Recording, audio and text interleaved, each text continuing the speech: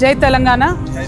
ఖమ్మం పట్టణంలో జరిగినటువంటి హృదయ విదారకమైనటువంటి ఘటన ఆ తల్లిదండ్రులను చూస్తే నిజంగా గుండె తరుక్కుపోతా ఉన్నది.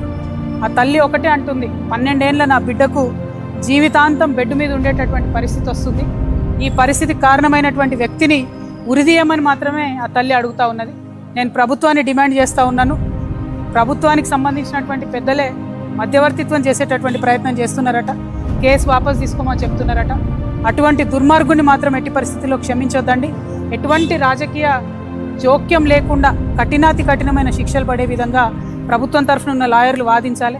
ఒక మహిళగా, ఒక ఆడబిడ్డగా అప్పటి వరకు మా కళ్ళ ముందు ఆడుకుంటున్నటువంటి చిన్న పాప బిల్డింగ్ మీదకి వెళ్ళి పడితే మొత్తానికి మళ్ళీ లైఫ్లో నడవలేదని డాక్టర్లు చెప్తుంటే ఎంత దారుణంగా ఆ తల్లిదండ్రుల పరిస్థితి ఉందో ప్రభుత్వం ఒక్కసారి మానవీయ కోణంలో ఆలోచన చేయాలి.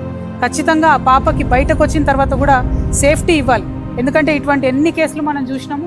డెఫినెట్గా తర్వాత విడుదల వచ్చి కూడా మరి విక్టిమ్స్ మీద దాడి చేస్తున్నటువంటి సంఘటనలు చూస్తున్నాం. ఆ పాపకి, కుటుంబానికి భద్రత ఇవ్వాలి. ఖచ్చితంగా ఆ పాపకి మీరు ఒక్కసారి డిపాజిట్ చేస్తారా డబ్బులు, లేకపోతే నెలకు ఏదైనా స్పెషల్ పెన్షన్ కింద నెలకు ఒక 50,000 రూపీస్ ఆ అమ్మాయికి పెన్షన్ వచ్చేటట్టుగా ప్రభుత్వం ప్రయత్నం చేయాలి.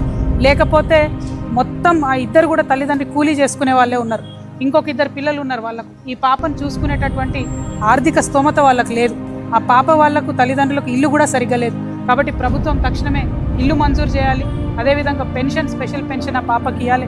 ఎందుకంటే ఆ పాపను చిన్న పసిబిడ్డను చూసుకున్నట్టు మంచంలో పెట్టే చూసుకునే పరిస్థితి ఉంటుంది. కాబట్టి ప్రభుత్వం మానవీయ కోణంలో ఆలోచించి మద్దతు ఇవ్వాలని చెప్పి నేను డిమాండ్ చేస్తున్నాను.